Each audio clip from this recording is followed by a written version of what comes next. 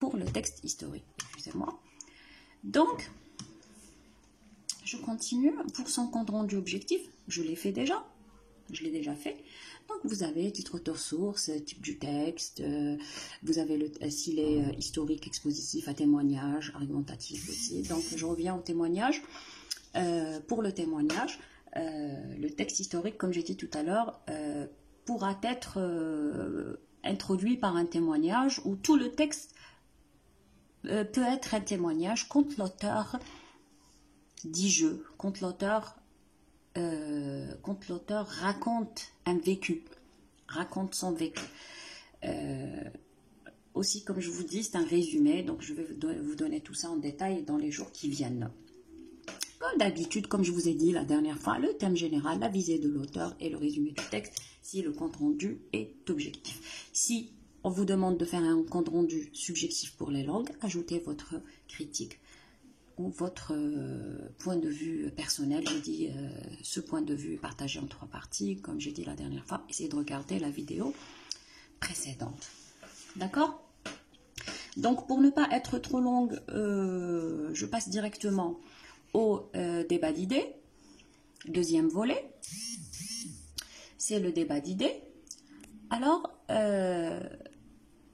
excusez-moi, je vais voilà pour le débat d'idées. Donc, le débat d'idées, c'est quoi? C'est un texte qui est basé sur un point de vue. Donc, un débat d'idées, c'est un sujet, même si, un sujet, mais qui est basé sur un point de vue. Alors là, j'ai dit un ou plusieurs points de vue, c'est-à-dire des thèses, une ou plusieurs thèses. Donc, je prends par exemple quelconque sujet, la violence par exemple. Si le texte traite la violence d'un point de vue de la société ou de l'auteur ou de plusieurs auteurs, le texte-là devient un débat d'idées parce qu'il contient plusieurs thèses. Je vais expliquer ceci en détail pour ceux qui ne maîtrisent pas cela. Je vais leur expliquer ça en détail dans une vidéo à part entière. Si vous avez des difficultés pour ça, dites-le moi, soit dans notre groupe, soit dans les commentaires. D'accord? Donc, nous avons, pour exprimer plusieurs points de vue, nous avons plusieurs stratégies argumentatives. Nous avons la concession, la réfutation, l'ironie et d'autres. Et d'autres, j'ai mis 3 points de suspension. On a fait ça en classe et je vais vous faire aussi une vidéo sur ceci. Comme j'ai dit, toujours je reviens au mot résumé. Ça, c'est le résumé du programme. Vous avez aussi l'emploi des articulateurs logiques que vous avez toujours utilisé. Vous avez l'emploi des rapports de cause, de conséquences, de position, etc., de concession. Ça, c'est les rapports logiques entre les phrases. Et les articulateurs logiques, c'est les liens entre les paragraphes.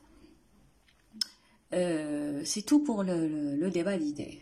On va même travailler des sujets de bac plus tard, historique puis débat d'idées. Observez donc, pour son compte rendu objectif, c'est la même chose. Vous avez titre, auteur, source, type du texte, débat d'idées à une ou plusieurs thèses. Bien sûr, argumentatif, pardon. Vous avez aussi à préciser la stratégie argumentative utilisée. Est-ce que c'est une concession? Est-ce que c'est une réfutation? Etc. Vous avez aussi à présenter le thème général, la visée de l'auteur. Donc là, la visée de l'auteur, c'est convaincre et persuader. Et vous avez le résumé du texte. Si, pour les langues, toujours, je redis la même chose, si le compte rendu est critique, ajoutez votre jugement. D'accord? Donc, je passe ensuite à l'appel. Pour l'appel, aussi, donc c'est pour le 3e trimestre, nous, on l'a entamé à la fin du 2e trimestre, donc on l'a presque terminé. Peut-être, je ne sais pas ce qui va se passer, mais peut-être au mois de septembre, on va poursuivre l'appel. Mais vous savez qu'on a quand même fait 80% du programme consacré à l'appel. Donc suivez. Vous avez l'appel, c'est quoi? C'est un texte argumentatif basé sur 3 étapes. argumentatif. L'appel est un texte argumentatif, mais il est un peu différent. On va voir comment. Donc, il est basé sur 3 étapes. Une étape où il y a un constat du problème, c'est-à-dire il y a un problème, comme le problème du tabagisme, par exemple. Donc, il y a un constat, c'est-à-dire une partie expositive dans laquelle on dit que il y a des gens qui meurent tous les jours à cause du tabac. Et bien sûr, c'est développé. Deuxième partie, une proposition des solutions. Donc, nous avons une partie argumentative, où il y a une proposition de solution, où il y a un point de vue de l'auteur. Et vous avez la troisième partie qui est un ensemble de demandes, et c'est la partie exhortative, c'est la partie où l'appel apparaît réellement. C'est l'ensemble des demandes, attention les jeunes, ne fumez pas, évitez, ne faites pas, etc. C'est la partie où il y a l'ordre, l'expression de l'ordre avec ses différents degrés. Alors pour les points de langue, vous devez maîtriser l'emploi de l'expression de l'ordre sous ses différents degrés en utilisant l'impératif, l'infinitif, l'impersonnel, le présent, etc. Vous devez aussi savoir ou vous devez maîtriser l'emploi des verbes de modalité et les verbes performatifs.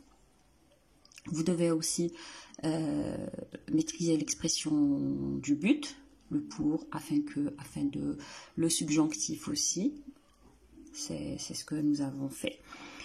Et donc, comme je répète toujours, comme j'ai dit tout à l'heure, toutes les leçons qui se trouvent ici, je vais les faire en vidéo à part entière.